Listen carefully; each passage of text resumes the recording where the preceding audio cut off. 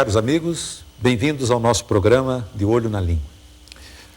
Hoje nós vamos comentar com vocês alguns aspectos da diversidade linguística do Brasil. Apontar para vocês alguns aspectos das muitas línguas que são faladas aqui no nosso país.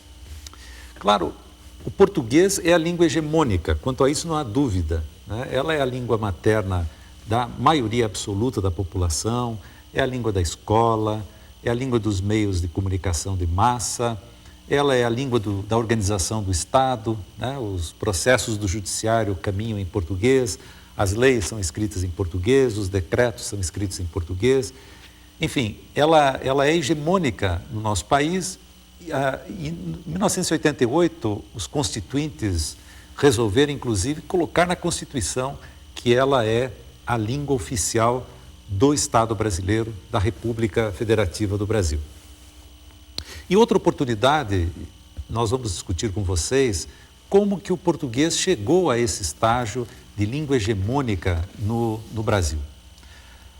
Hoje eu queria dar destaque ao fato de que o português não é a única língua da sociedade brasileira.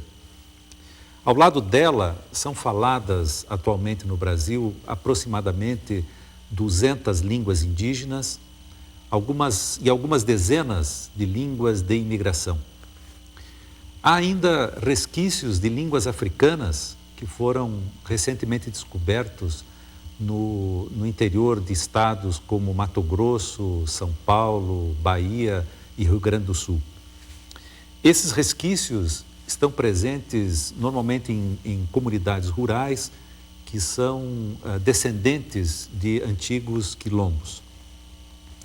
Além dessas línguas, as línguas indígenas, as línguas de imigração e desses resquícios preciosos das línguas africanas, nós temos também a língua brasileira de sinais, que é conhecida pela sigla Libras e que é utilizada pela comunidade surda, pela população surda no nosso país e recentemente foi reconhecida por lei federal, né?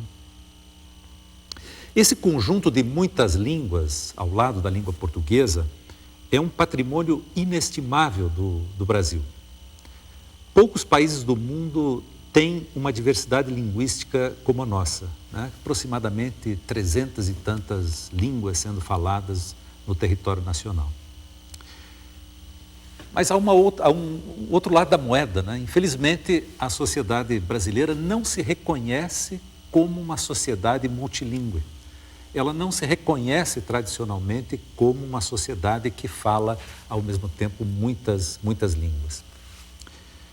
Com isso, nós não fazemos os necessários esforços no sentido de cuidar desse patrimônio, de promover esse patrimônio e de desenvolver, de encontrar soluções criativas na área da educação, na área da cultura ou na área dos serviços públicos, né, na oferta dos serviços públicos, digamos, de saúde, de justiça, para as comunidades que falam essas outras línguas, né? De certa forma, nós não vemos essa multidão de línguas e, talvez dizendo melhor, né, nós não ouvimos essa multidão de línguas que existe no nosso país. Só muito recentemente, o Instituto do Patrimônio Histórico e Artístico Nacional, o IPHAN, do Ministério da Cultura, começou a desenvolver um projeto de registro daquilo que nós chamamos a nossa cultura imaterial. Ora, a diversidade de línguas faladas no Brasil é, sem dúvida, o nosso maior patrimônio imaterial, né? Por isso, um grupo de linguistas e antropólogos se pôs a campo para que o Instituto do Patrimônio Nacional criasse o livro de registro das línguas do Brasil, né? Portanto, esse livro de registro desse aspecto importantíssimo da nossa cultura imaterial. E no início de março passado, a Câmara dos Deputados promoveu, justamente a pedido desse grupo de linguistas e antropólogos, um seminário sobre as línguas do Brasil. Pela primeira vez na história do Brasil, o parlamento poder ouvir cidadãos brasileiros fazendo pronunciamentos nas línguas das suas respectivas comunidades.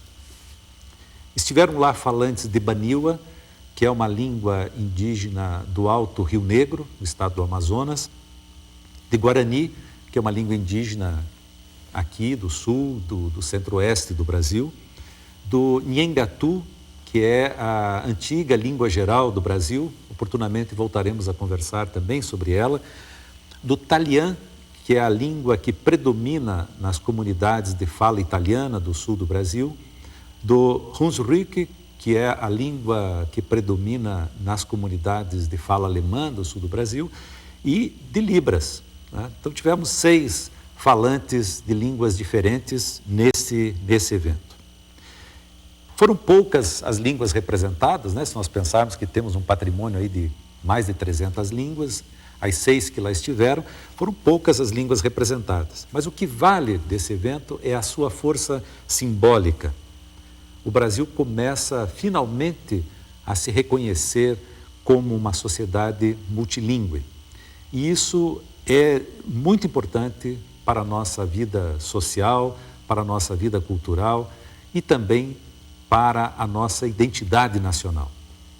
Nós voltaremos a esse assunto na próxima vez. Obrigado e até lá.